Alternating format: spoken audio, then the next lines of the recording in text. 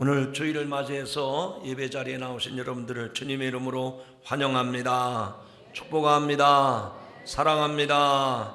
우리 성도들과 서로 환영하면서 인사하시죠. 하나님의 당신을 사랑하십니다.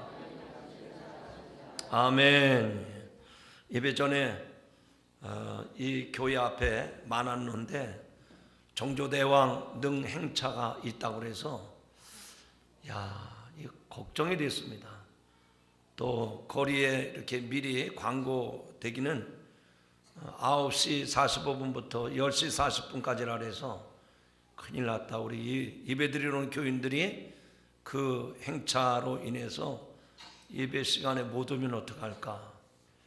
그리고 예배당에 올라오니까 아닌 게 아니라 교회 예배당이 텅 빈 거예요. 이거 어떡하나. 정조대왕 능행차한다고 예배 드리러 오는 교인들이 다 집으로 돌아갔나 보다 생각을 했는데, 그래도 좀 늦게라도 오신 여러분들을 환영합니다. 아마 올해 이렇게 처음으로 정조대왕 등 행사가 진행된 것 같은데 내년에도 계속 될 것 같아요. 오늘 주일날 이런 행사가 있었는데 아마 내년에 또 한다고 하면 그 시간을 여러분들이 미화하시고 예배 시간에 늦지 않도록 그렇게 하셨으면 좋겠습니다. 오늘 읽은 본문의 말씀을 통해서 한번 따라합시다. 하나님 나라 큰 잔치에 초대합니다. 세상은 온통 잔치로 가득합니다. 오늘도 사실은 정조대왕 능행차 한다고 하니까 행사하는 사람뿐만 아니라 지역 주민들도 이게 뭔 일인가 그리고 많이 나와서 이렇게 내다보고 그러는데, 특별히 이제 가을이 되면 여기에 저기에 잔치들이 넘쳐납니다. 백일잔치, 돌잔치, 생일잔치, 결혼잔치, 해갑잔치, 칠순잔치, 금혼잔치, 잔치 벌렸네. 가을 되면 잔치집 따라다니느라고 정신이 없어요. 아무리 큰 잔치라 할지라도 이런 잔치를 통해서 천국의 기쁨을 맛볼 수는 없습니다. 주님께서 한 비유를 들어 천국 잔치를 맛볼 수 있는 사람이 있고 반면에 그 천국 잔치를 맛보지 못할 사람이 있다고 말씀을 하셨습니다. 천국 잔치가 과연 어떤 잔치일까? 이번 10월 30일에 하나님이 반석교회 천국 잔치를 허락해 주신 줄로 믿습니다. 어떻게 해야 이 천국의 잔치에 참석할 수가 있을까? 어떤 사람이 이 천국 잔치의 기쁨을 맛볼 수가 있을까? 분명히 확신하기는 전능하신 하나님의 영으로 감동된 이들이 기도하면 그들이 천국 잔치를 맛보게 될 줄로 믿습니다. 성령의 명령 앞에 일제히 순종하는 사람들은 남다른 천국의 기쁨을 맛보게 될 줄로 믿습니다.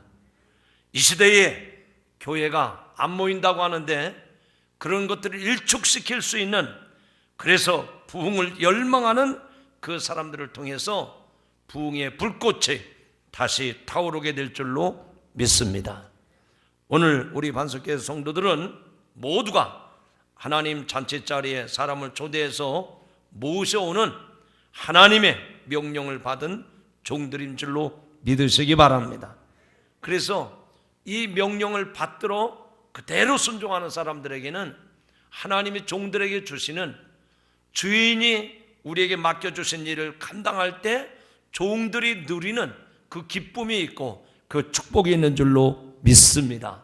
그러므로 저와 여러분들이 이 명령에 절대 복종, 절대 순종하셔서 주인의 잔치자리에 참여하는 기쁨을 맛볼 수 있기를 주님의 이름으로 축원합니다. 하지만 이렇게 사람을 데려오는 일, 그것도 교회에 예배드리는 자리에 내 친구나 내 부모, 형제, 믿지 않은 사람들을 데려오는 일은 결코 쉬운 일이 아니다 하는 얘기입니다. 오늘 본문에서도 주인이 준비해 놓은 잔치자리에 모든 사람들이 초청되지만 한결같이 그 사람들은 응하지 않았습니다.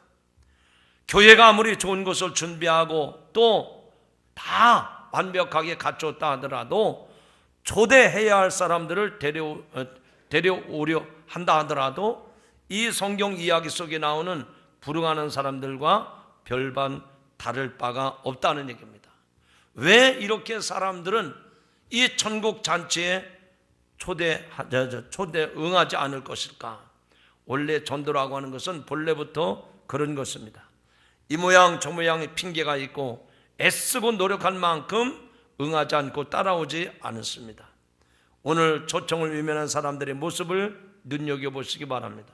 왜 저들이 이 잔치 자리를 거부하고 이 초대에 응하지 않는 것인가? 이제 앞으로 저와 여러분들이 이 전도에 대해서 내가 그렇게 열심을 내고 내가 그렇게 기도를 하고 내가 그렇게 희생을 하고 수고를 하고 물질로도 저들을 위해서 애를 썼는데 왜 응하지 않을까? 이 이유를 알고 있어야 돼요. 무대뽀로 우리가 전도한다고 되는 게 아니라는 얘기입니다. 한번 따라 합시다. 왜 저들은 잔치 자리를 거부하는 것일까?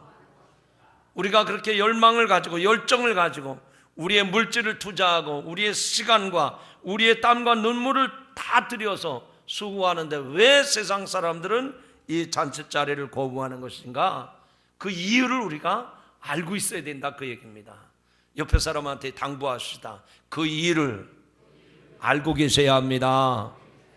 만약에 저와 여러분이 주인의 종으로서 우리들이 가서 사람들을 초청하고 강권해서 이 전으로 데리고 와야 되는데 분명히 오는 사람도 있지만 거부하는 사람이 있단 말이죠. 왜 저들이 거부할까? 그 이유를 알아야 돼요. 바꿔 말하면 거부하는 사람들에 대한 이해를 가지고 있어야 그 배 수준을 치고 있어야 내가 아무리 초청해도 이렇게 거절하는 사람이 있구나. 그럴 때 그 상처가 그 충격이 완화가 될 수 있는 거예요. 내가 분명히 오라고 했는데 안 왔다. 너하고는 이제는 상종을 안 하겠다. 너하고는 이제 앞으로 인연을 끊겠다. 이러면 전도가 더 안 되는 겁니다. 이런 문제도 있구나. 이런 초대에 응하지 않는 사람들도 있구나 하는 이해를 가지고 우리가 저들에게 주님의 이름으로 다가가고 주님의 이름으로 초대를 하고 그래서 이 전으로 사람들을 인도할 수 있는 것입니다. 자, 왜 저들은 잔치를 거부하는 것일까? 첫 번째 이유는 이겁니다. 따라하시죠. 시간에 대한 잘못된 선택을 하기 때문이다. 뭐에 대한 선택을 잘못했다고요? 시간에 대해서 잘못된 선택을 한다는 얘기입니다. 오늘 말씀 가운데 18절부터 20절에 보면 잔치에 초대된 세 종류의 사람들은 하나같이 다 거절을 했습니다.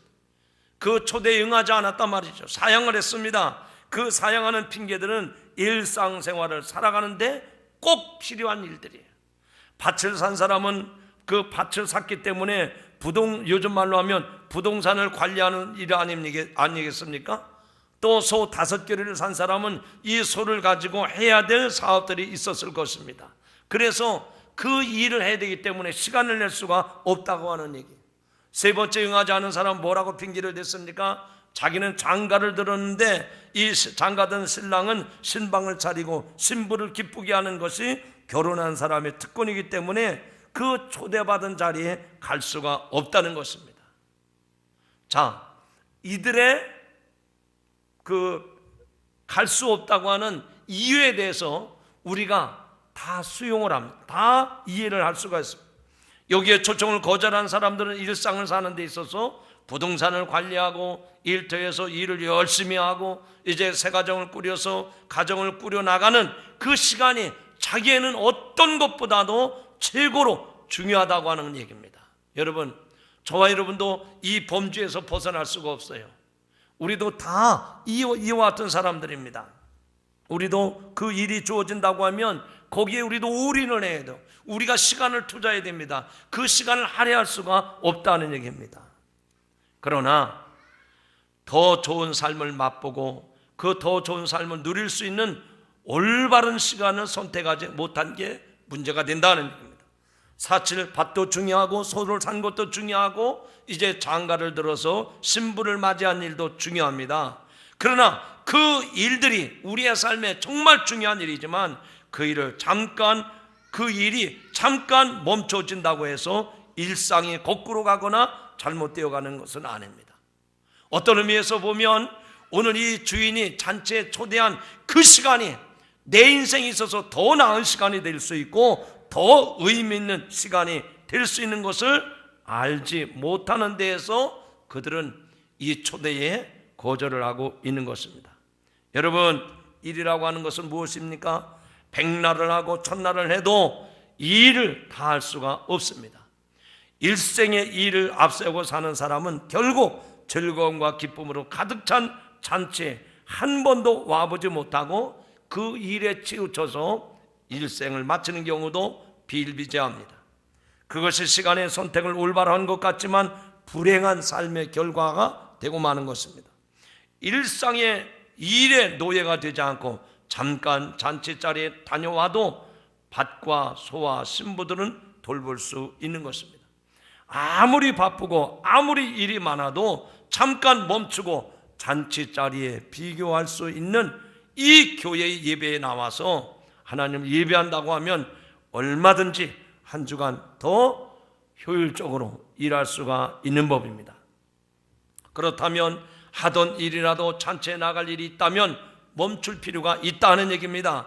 교회로 초대되어 천국과 영생과 보람 있는 삶의 소망을 맛보게 하는 예배 시간에 하나님 앞에 그 시간을 투자하는 것이 어쩌면 우리 인생을 더 보람 있게, 더 의미 있게, 더 행복한 삶으로 바꿔놓을 줄로 믿습니다.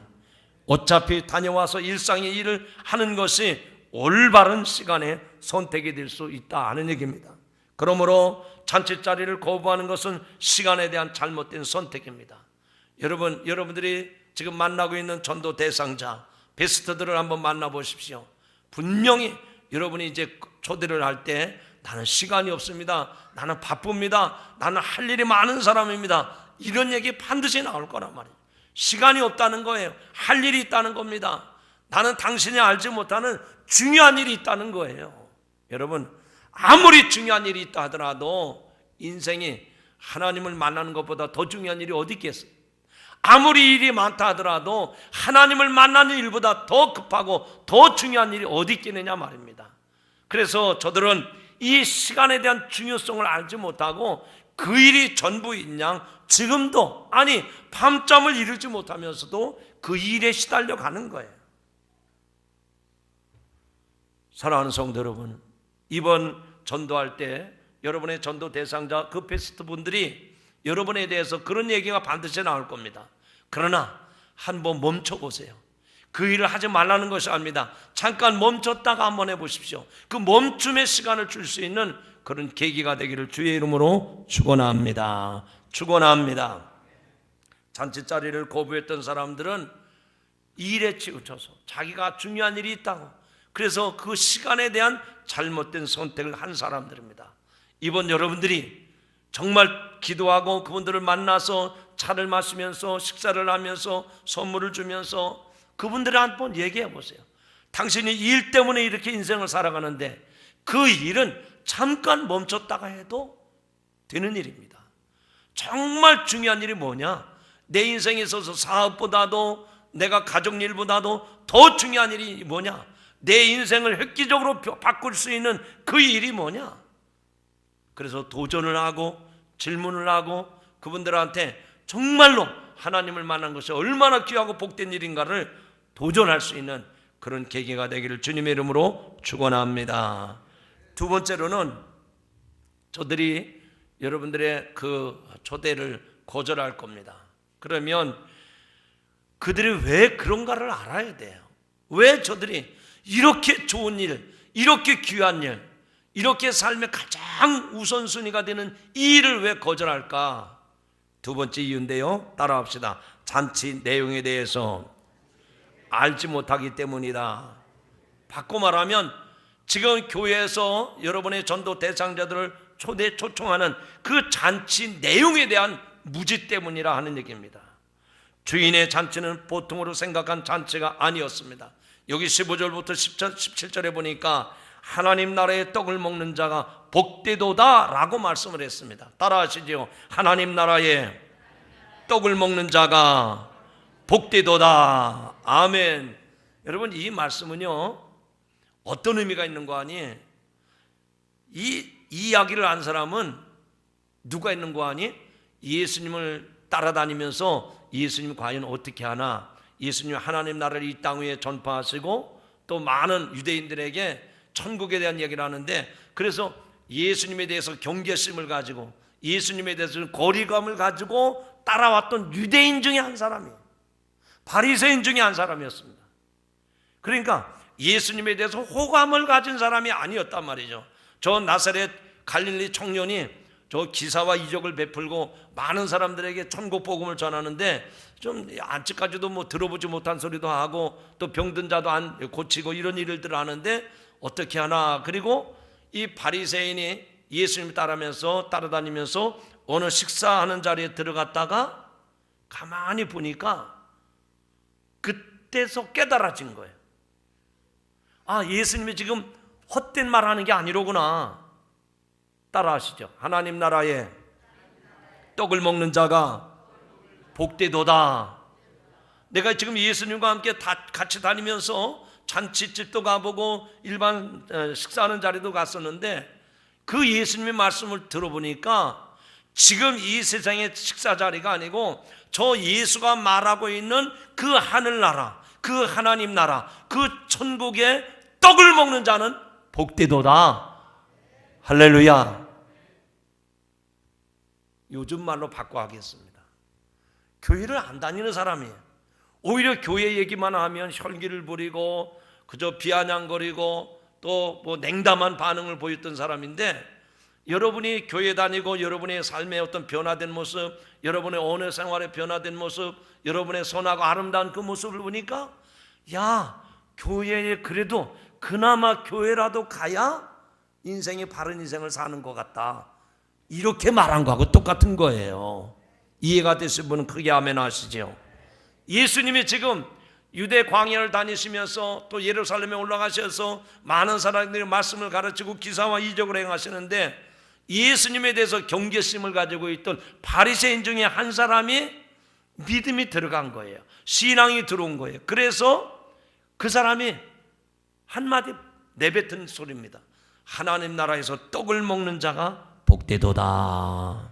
그리고 16절에 보니까 이 잔치는 큰 잔치라고 말씀을 하고 있습니다. 또 17절에 보니까 모든 것이 준비된 잔치라고 했습니다. 한 사람이 아니고 많은 사람을 초청하는 모든 것이 다 갖춰진 잔치 중에 가장 큰 잔치, 이것이 하나님이 예비하신 천국 잔치인 줄로 믿으시기를 바랍니다. 돌잔치, 생일잔치, 한갑잔치, 결혼잔치, 잔치 많은 잔치가 있더라도 그 세상에 어떤 잔치과도 비교되지 않는 가장 특별한 잔치, 정말 큰 잔치가 오늘 하나님이 예비하신 하늘나라 잔치인 줄로 믿으시기 바랍니다. 이 잔치에는 준비치 못한 것이 하나도 없는 그야말로 이 세상에 유일한 잔치가 되는 것입니다. 그 잔치는 떡과 음식과 또 노래와 춤을 비롯해 없는 것이 하나도 없는 완벽한 잔치, 완벽한 준비된 잔치인 줄로 믿으시기 바랍니다. 하나님 나라는 이와 같은 잔치집이라 하는 얘기입니다. 즐거움이 있습니다. 기쁨이 있습니다. 거기에 희락이 있습니다.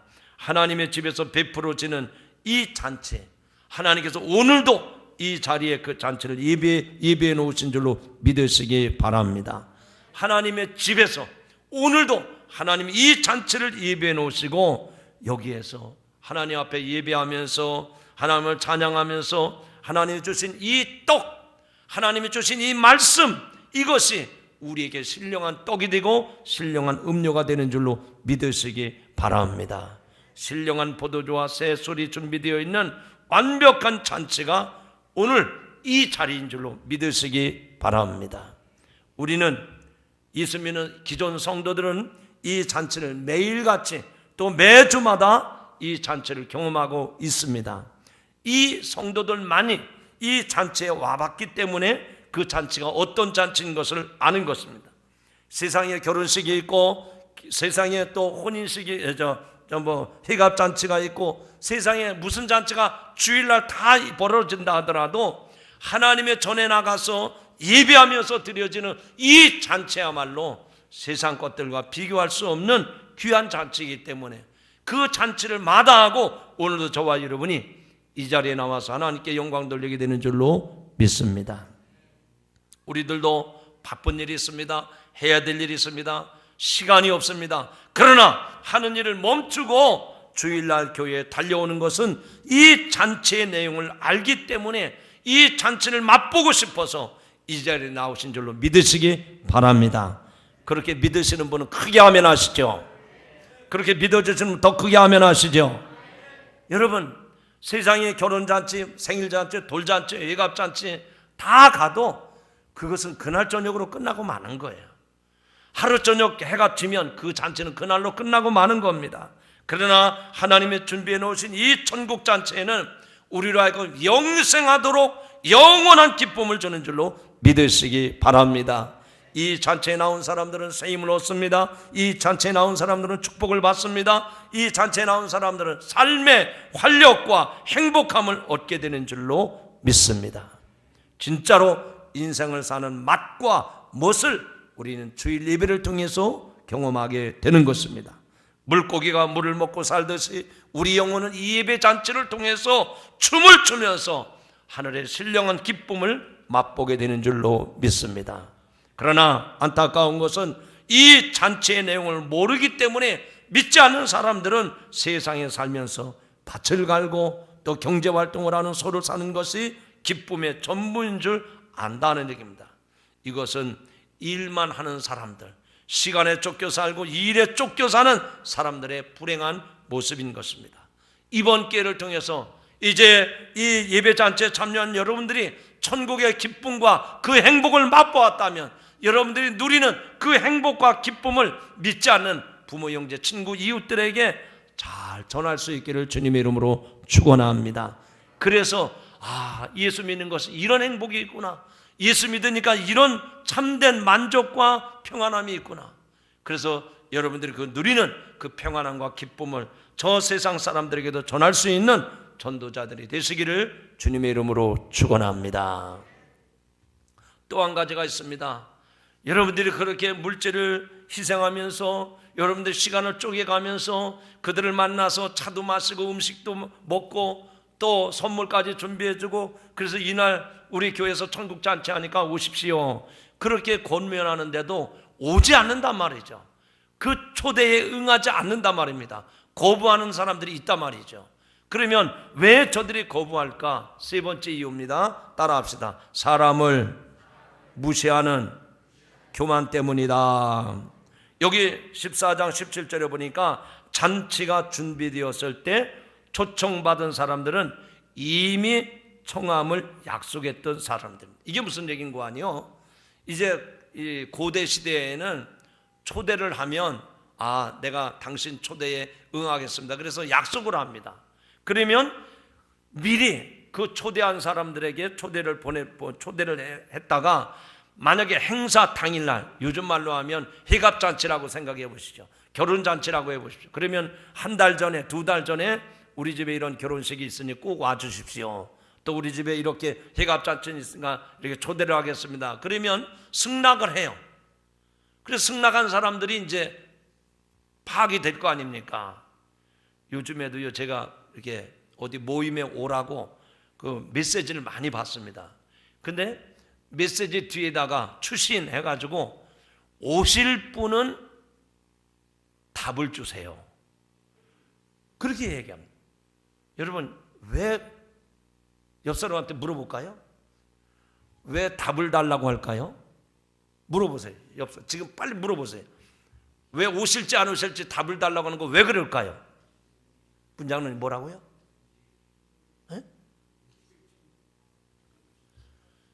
만약에 내가 100명에게 오라고 초청을 보냈는데 초대를 다 보냈어요. 요즘 말로 하면 핸드폰으로, 카톡으로, 문자로 다 보냈어요. 초대장 다 보냈습니다. 100장 1000장 다 보냈어요. 그래서 음식 준비를 500명 준비를 했어요. 근데 그날 당일날 50명밖에 안 했다. 이 계산이 빨리 돼야 됩니다. 그러니까 내가 올 사람을 다 초대했을 때 오실 분이 누군지 확인하기 위해서 고대 사회에서는 이렇게 첫 번째 초대를 할 때 오겠다 한 사람들은 승낙이 된 거예요. 여기 지금 세 사람들은요, 처음 초대장을 보냈을 때 다 가겠다고 약속한 사람들입니다. 그래서 당일날, 행사 당일날 주인이 종들을 보내서 너희가 이 사람 저 사람에게 가서 저 사람을 초대해서 모시고 와라. 그랬더니 당일날은 이 사람들이 다 하나같이 일치되게 사양을 한 겁니다. 거절을 한 겁니다. 여러분이 그날 그 잔치의 주인이라면 심정이 어떻겠습니까? 점잖으셔서 말씀들을 안 하시는데 몹시 불쾌합니다. 아니, 불쾌할 정도가 아니라 화가 나는 거예요. 어떻게 그렇게 사람을 무시합니까? 내가 정중하게 초대를 했는데 초대에 응하지 않은 거는요, 그 주인을 무시한 겁니다. 바꿔 말합니다. 초대했는데 초대에 응하지 않은, 처음에는 오겠다고 약속을 해놓고 나중에 오지 않은 사람들은 주인을 무시하는 교만한 사람들이에요. 오늘 이걸 알아야 됩니다. 저와 여러분들이 예수 이름으로 믿지 않은 부모, 형제, 친구, 동료, 이웃들, 직장 동료들 다 초대를 합니다. 분명히 처음에는 가겠다 그럴 거예요. 근데 그때 가서는 아유, 내가 뭐 갑자기 바쁜 일이 생겨가지고 그때 내가 그걸 잊어버렸는데 내가 그보다 더 중요한 일이 있다고 이 핑계 저 핑계 대면서 그날 반드시 사행할 거예요. 장로님, 권사님 꼭 기억하시라니까요. 그날 그 사람들이 거절할 거예요. 아유, 나 올 줄 알았는데 말이야. 그래도 소용없어요. 반드시 거절할 겁니다. 왜 그런지를 아셔야 돼요. 사람들을 초대하신 분이 어떤 분인지를 알지 못하는 거예요. 주인이 어떤 분인지를 알지 못하는 거예요. 바꿔서 말씀을 드리면 세상의 모든 사람들을 초청하고 초대하는 분이 누구인지를 알지 못하기 때문에 저들이 헌신짝 버리듯이 거절을 하고 초대를 응하지 않는 것입니다. 여기 사람들의 교만한 모습이 있습니다. 겸손치 못한 모습이 있다는 얘기입니다.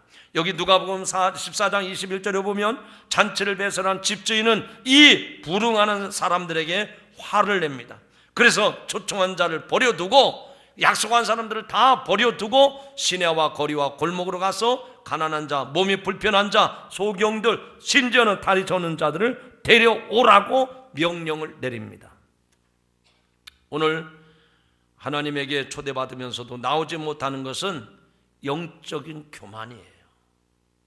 여러분들 이거를 아시고 전도를 하셔야 됩니다. 여러분들이요, 무시당했다고, 여러분의 자존심이 상했다고 그것 때문에 화내시면 안 돼요. 여러분 때문이 아니라 저들이 하나님을 알지 못하는, 하나님에 대해서 불순한 교만한 마음이 있다고 하는 것을 아셔야 돼요. 따라합시다. 하나님은 교만한 사람을 물리치시고 겸손한 사람을 세우십니다. 여러분, 이 교만이 무너져야 됩니다. 그래서 그 사람들을 어떻게 해서든지 이 전으로, 하나님의 성전으로 데리고 나와야 됩니다. 하나님과 하나님의 약속과 하나님의 사람들을 무시하는 교만한 죄가 하나님의 초대장을 찢어버리고 만 것입니다. 우리는 때때로 교만한 눈과 손으로 쓰여진 사람들의 글을 읽습니다. 그들은 교회의 잔치를 비웃습니다. 하나님과 하나님의 집에서 하는 사람들의 비웃는 사람들의 교만한 목소리를 듣는다 얘기죠. 텔레비전이나 신문이나 라디오, 인터넷을 통해서 보고 듣습니다. 그러나 하나님의 잔치는 구원 얻은 자를 위한 잔치입니다. 사람들을 위해서 준비된 잔치요, 거절하고 외면하는 사람들 향한 사랑의 잔치가 분명한 것입니다. 그러므로 그 잘못된 선택, 그들의 무지함과 교만함으로 하나님의 교회에 초대받지 못하는 저들을 데려와야 되는 것이 종된 우리들의 사명인 줄로 믿으시기 바랍니다. 여기에 종의 어려움이 있는 거예요. 저 교만하고 저렇게 완악하고 저렇게 오만불손한 그 사람들을 여러분들이 교회로 인도해야 될 책임이 있단 말입니다. 이게 아멘 하셨는데 무슨 얘기인지 못 알아들으신 것 같아서 제가 잘 설명을 합니다. 지금부터 잘 들으셔야 돼요. 저들이 교만을 떨고 있잖아요. 어떻게 당신을 초대한 사람이 누군데 거절을 하느냐 말입니다. 저분이 하나님 나라 저분이 당신을 초대했는데 어떻게 그 초청을 거절하느냐 말이에요. 분명히 여러분이 그 모습을 보면서 속상해할 거예요. 화가 날 겁니다. 자존심이 다 무너질 거예요. 그때 깨달으라고 하시는 하나님의 음성이 이겁니다. 따라합시다. 바로 그 사람이 너 자신이다. 내가 그랬던 사람이에요. 내가. 그들이 완악하고 그들이 교만하고 그들이 하나님의 그 초대에 대해서 거절했던 사람들이 바로 나라는 것을 그 사람들을 통해서 보여주는 거예요. 그때 깨달을 게 뭡니까? 하나님이 나같이 교만한 사람도 꼬꾸라뜨려서 하나님 자녀 삼아주셨다면 내가 저 사람에게 무시당하는 거, 내가 저 사람한테 억울한 소리 듣는 거, 내 자존심이 짓밟히는 거, 이게 문제가 되는 게 아니에요. 나도 그랬었잖아요. 나도 그렇게 오만불손하고 교만한 사람이었었는데 하나님이 강권해서 꼬꾸라뜨리고 짓밟아서라도 이 자리에 불러 세워놓으셨다면 종된 저분의 종된 저와 여러분이 어떻게 해서라도 그분들을 주님 앞으로 초청해야 될 사명이 얼마나 분명하고 얼마나 분명한가를 깨달을 수가 있단 말입니다. 여러분, 그런 사명감을 가지시고 이 일을 감당할 수 있기를 주님의 이름으로 축원합니다. 축원합니다.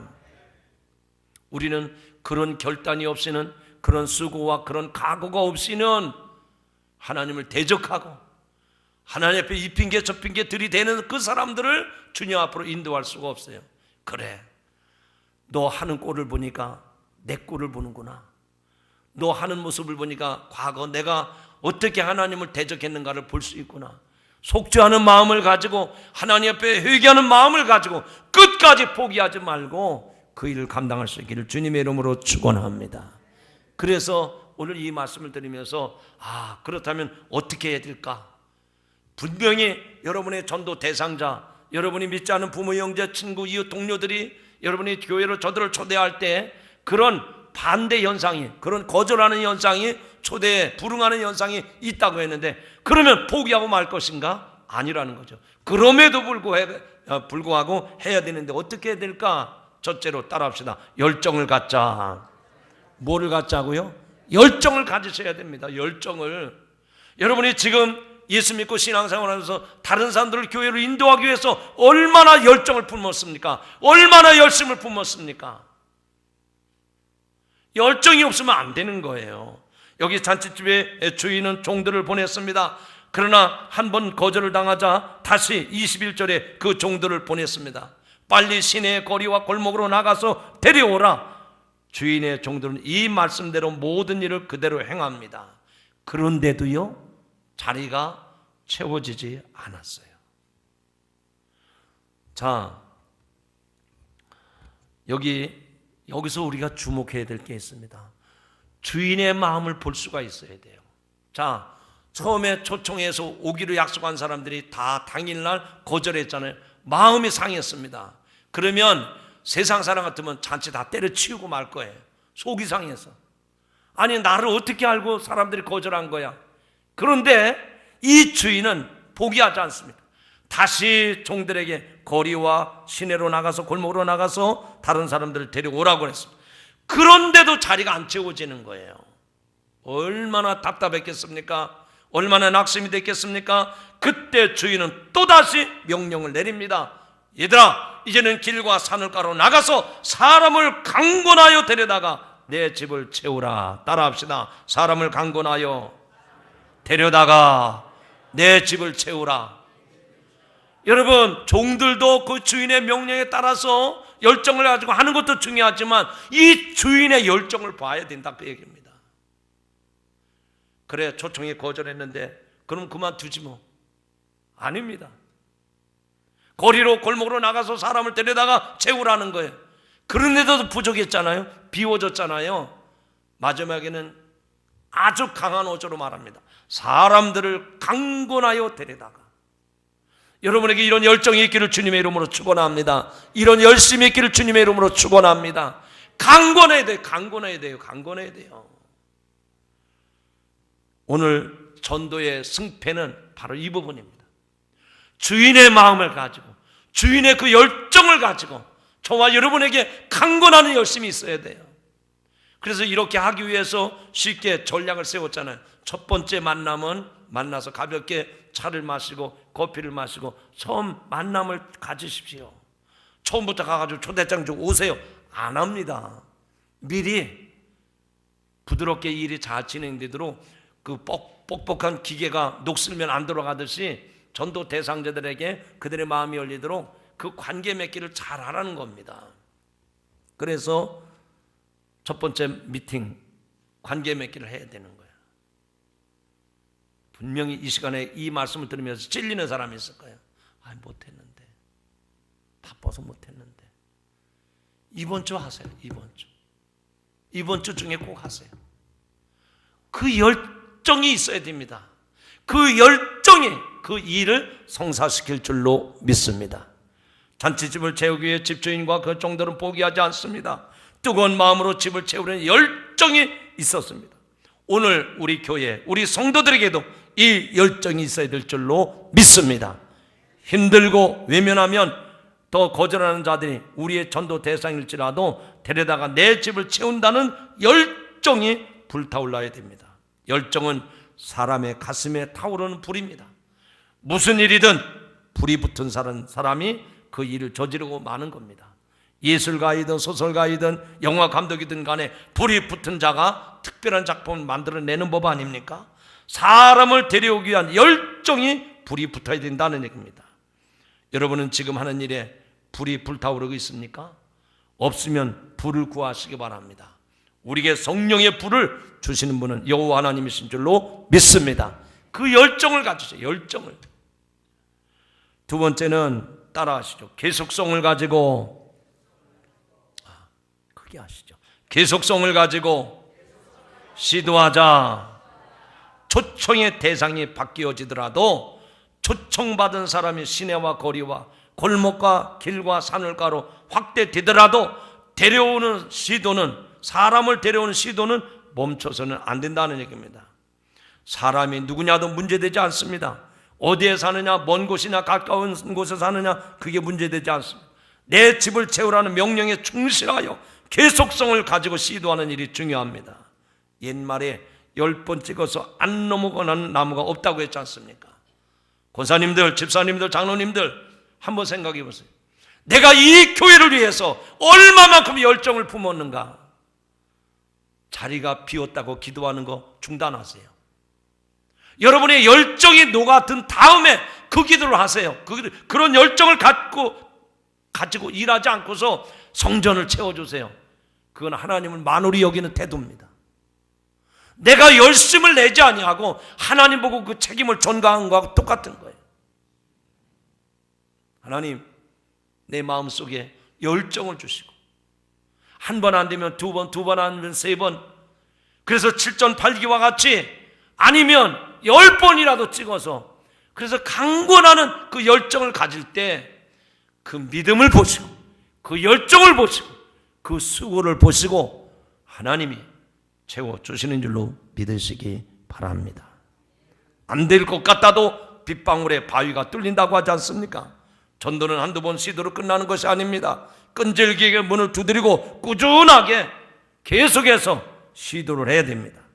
우리는 결코 포기할 수 없어서 마침내 아들을 내어주시는 하나님의 심정, 그 하나님의 마음, 이게 우리 안에 들어올 때 그게 열정이 되고 그게 불이 되어서 다른 사람의 영혼을 태울 수가 있는 것입니다. 계속해서 기도하시기 바랍니다. 아멘 안 하시나요? 계속해서 기도하시기 바랍니다. 계속해서 만나시기 바랍니다. 계속해서 포기하지 말고 시도하시기 바랍니다. 성경에 말씀합니다. 울며 씨앗을 뿌리는 자는 반드시 기쁨의 단을 거두리로다. 여러분을 통해서 그런 복된 역사가 일어날 줄로 믿습니다. 옆 사람하고 약속합시다. 계속해서 시도합시다. 포기하지 맙시다. 마지막입니다. 어떤 방법으로라도 해야 됩니다. 어떤 방법으로라도 해야 된다는 얘기입니다. 종들이 받들어야 될 명령은 사람들을 강권하여 데려다가 내 집을 채우라는 것입니다. 우리는 이 일이 어떤 방법으로라도 사람을 데려오는 것임을 분명히 알 수 있습니다. 여러분, 사람을 강권하는 게 얼마나 어려운 일이에요. 싫다는데, 안 가겠다는데 강권하는 거는 어떤 방법으로라도 다 동원해서 강제로라도 오게 만들으라는 거예요.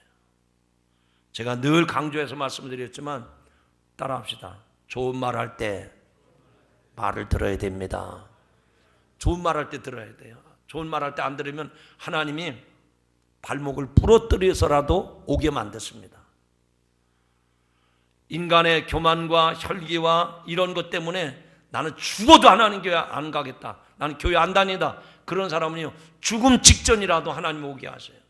그런데 안타까운 것은 숨 끊어지는데도 안 오는 사람이 있어요. 그 사람은 어쩔 수 없습니다. 숨 끊어졌는데도 안 오는 사람이 있어요. 아주 지옥을 가겠다고 아주 확신하는 사람이죠. 그런 인생들은 어쩔 수가 없어요. 그러나 저와 여러분들이, 내 부모, 형제, 친구들, 내 이웃들, 내 자녀들 지옥 가는 걸 보고서 잘 가라고 손뼉 치고 손을 들어 환송할 수 있겠습니까? 아니잖아요. 그래서 그렇게 거절하고 버팅기고 못 가겠다고 하는 사람을 강권해서라도 환도뼈를 져서 옆구리를 쓰러뜨리는 한이 있더라도 어떻게 해서라도 데려오라는 거예요. 이게 주인의 마음이고요, 이게 아버지의 마음이에요. 여러분에게 그 마음이 들어가기를 주님의 이름으로 축원합니다. 하나님, 가서 해봤는데 안 되는데요. 또 가봐, 다시 해봐, 계속해, 될 때까지 해봐. 하나님 우리에게 그렇게 명령하시는 거예요. 종은 데려오는 일에 있어서 방법에 제한을 두어서는 안 됩니다. 전도를 할 수 있다면 다양한 방법을 사용하라 하는 얘기입니다. 제한할 필요가 없다는 거죠. 사실 종은 자기의 외모도 잘 단정해야 됩니다.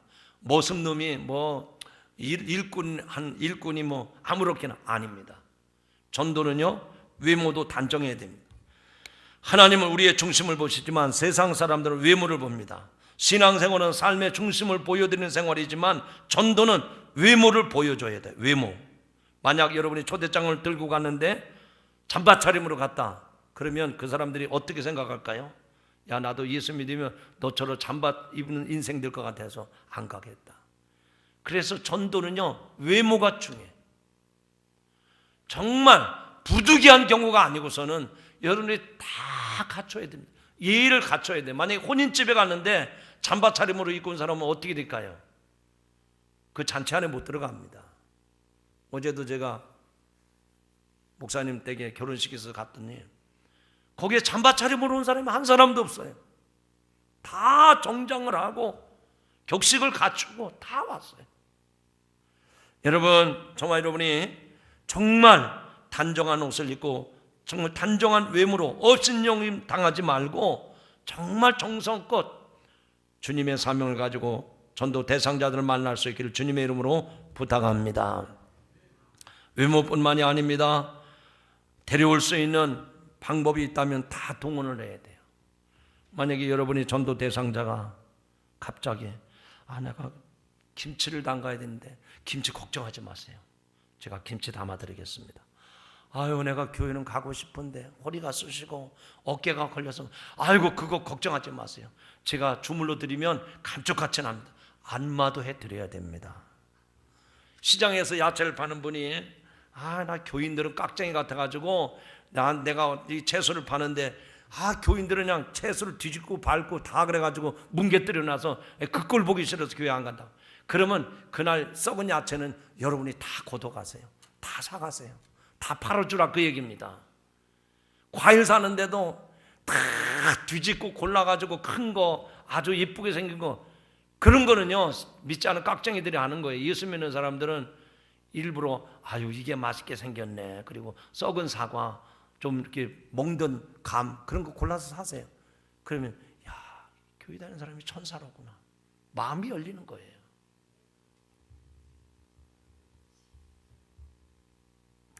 죄 짓는 것만 아니면 돈을 투자하시기 바랍니다. 시간을 투자하시기 바랍니다. 마음을 투자하시기 바랍니다. 좋은 것을 다 투자하시기 바랍니다. 사람을 데려오는 주인의 종이 되기 위해서는 이것도 하고 저것도 하자 하는 얘기입니다. 그래서 강권하는 열정이 있어야 됩니다. 이런 여러분들의 헌신과 수고와 희생이 있을 때 아버지 잔치는 풍성하게 채워질 줄로 믿습니다. 이제 말씀했습니다. 천국 잔치인 행복 나눔 축제는 20여일 남겨두고 있습니다. 이 아침에 우리 모두는 사람 데려오는 일을 위한 헌신과 결단의 날이 되어야 될 줄로 믿습니다. 어떤 핑계가 있더라도 열정을 품고 시작하시기 바랍니다.